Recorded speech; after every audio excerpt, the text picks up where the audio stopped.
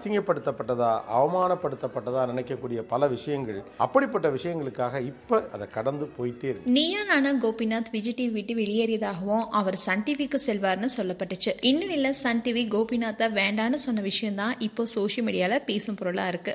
And Vijay டிவில பெயரளவுக்கு தான் big pass ஓடுது. இப்படிதான் ஒவ்வொரு பிராண்டுமே விஜய் டிவில இருந்து கீழே விழுது.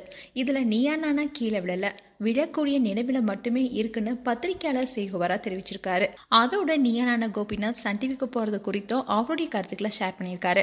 ரீசெண்டா ஒரு யூடியூப் சேனலுக்கு இன்டர்வியூ கொடுத்த சேகுவாரா கோபிநாத் குறித்து என்ன சொல்லியிருக்காருன்னா, கோபிநாத் மேல நிறைய விமர்சனங்கள் இருக்கு. ஆனா ஒரு டாக் ஷோவை இத்தனை வருஷம் வெற்றிகரமா நடத்துவதுங்கிறது எளிதான விஷயமே கிடையாது. டாக் ஷோவை முதல்ல நடிகரும் இயக்குனருமான யூகி சேது தான் கொண்டு வந்தாரு. அதுக்கப்புறமா தான் மற்றவங்க எல்லாருமே டாக் ஷோ நடத்த துவங்கினாங்க. விஜய் டிவில டாக் ஷோவை 18 வருஷமா கோபிநாத் நடத்திட்டு வர்றது பெரிய விஷயம். இதுல எடுக்கப்படாத டாபிக்கே கிடையாது. ஆரம்பத்துல ரொம்பவே கஷ்டப்பட்டு வந்தவர் தான் கோபிநாத். அந்த சமயத்துல இதே கோபிநாத் சன் டிவி பக்கம் போனாரு. ஆனா சன் டிவி அவரை வேணான்னு சொல்லிடுச்சு. அதை கண்டிப்பா நம்ம இங்க சொல்லியே ஆகணும். அந்த சமயத்துல தான் விஜய் டிவியா ஸ்டார் நிறுவனம் வாங்கினாங்க. அப்போதான் இணைந்தாரு கோபிநாத். தனக்கு கிடைத்த வாய்ப்பை சரியாகவும் பயன்படுத்திக்கிட்டாரு. அவருடைய மொழியாற்றல், கண்டென்ட்டை தேர்வு செய்யற விதம்னு ரொம்பவே சிறப்பா செயல்பட்டாரு. உதவாத டாபிக்கை கூட பேசுறாருன்னு விமர்சனங்களும் கோபிநாத் மேல உண்டு. அப்படி இருந்தாலும் எல்லாத்தையுமே கடந்து இன்னைக்கு முன்னணியில உயர்ந்திருக்காரு. இந்நிலைதான் விஜய் டிவி அம்பானி கைக்கு போயிருக்கு. கலர்ஸ் டிவி தான் விலைக்கு வாங்க போகுது. ஆனா பிராண்டட் நிகழ்ச்சியான Neeya Naana, super singer, cook with கோமாளி போன்ற நிகழ்ச்சிகளை கலர்ஸ் தொடர போவதாகவும், இதுக்கு எல்லாத்துக்குமே புதுமுகங்களை நியமிச்சு நடத்த போவதாகவும் சொல்றாங்க.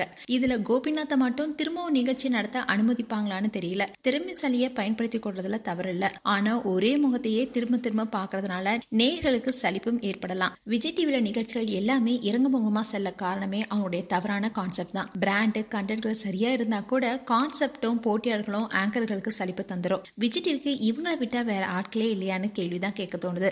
பிராண்ட் கீழே விழுதுங்கிறதுனாலேயே இன்னைக்கு பல விஜய் டிவி நிகழ்ச்சிகள் விழுந்திருக்கு. அன்னைக்கு பாவாடை கட்டி கமல்ஹாசனை நிக்க வச்சப்பவே பிக் பாஸ் நிகழ்ச்சி விழுந்துருச்சு. திரும்பவும் நிகழ்ச்சியை தூக்கி நிறுத்த முயன்றும் கூட தவறுகள் நடந்துச்சு. குறிப்பா சிம்புவா விஜய் சேதுபதியான நிகழ்ச்சியை யார் நடத்துவதுன்னு பேச்சு வந்தப்போ விஜய் சேதுபதியை தேர்ந்தெடுத்தாங்க. ஆனா சிம்புவுக்கு ஏற்கனவே முன் அனுபவம் இருந்துச்சு.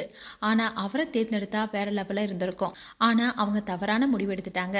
இப்படிதான் ஒவ்வொரு பிராண்டுகளுமே விஜய் டிவில இருந்து கீழே விழுது. இதுல நீயா நானா மட்டும் கீழே விழல. ஆனா விழக்கூடிய நிலைமையில மட்டுமே இருக்கு. அப்படி இருந்தாலும் அம்பானி கையில விஜய் டிவி போயிருக்கிறதுனால திறமைசாலிகளை தேர்ந்தெடுத்துட்டு வராங்க. அந்த வகையில திரும்பவும் கோபிநாத்தை தேர்வு செய்ய வாய்ப்பு இருக்குன்னு அதுல அவர் தெரிவிச்சிருக்காரு. மேலும் கோபிநாத் குறித்து உங்களுடைய கருத்துக்களை கமெண்ட் செக்ஷன்ல சொல்லுங்க. இது போன்ற வீடியோஸை பார்க்க நியூஸ் தமிழ் கிளிட்ஸ் சேனலை சப்ஸ்கிரைப் பண்ணுங்க. மறக்காம நோட்டிபிகேஷன் பட்டனை கிளிக் பண்ணுங்க.